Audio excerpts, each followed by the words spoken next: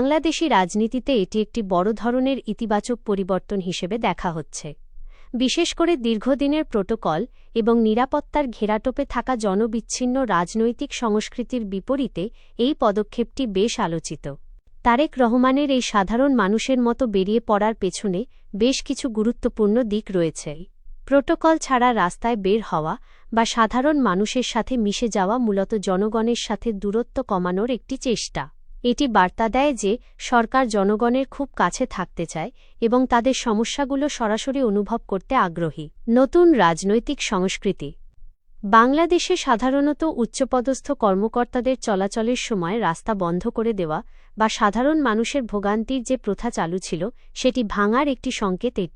একে অনেকে populist politics বা জনগণের রাজনীতির একটি অংশ হিসেবেও দেখছেন। ভিআইপি সংস্কৃতি পরিহার করার মাধ্যমে সরকার প্রধান নিজের একটি সাধারণ নাগরিক ইমেজ ফুটিয়ে তুলতে চাইছেন। এটি সাধারণ জনগণের মধ্যে নেতার প্রতি আস্থা ও ভালোবাসা বৃদ্ধিতে সহায়তা করে। একটি বিষয় মনে রাখা জরুরি, সরকার প্রধানের নিরাপত্তা একটি রাষ্ট্রীয় বিষয়। প্রোটোকল কমানো প্রশংসনীয় হলেও তার ব্যক্তিগত নিরাপত্তা নিশ্চিত করাও গোয়েন্দা সংস্থা ও আইনশৃঙ্খলা রক্ষাকারী বাহিনীর জন্য একটি বড় চ্যালেঞ্জ।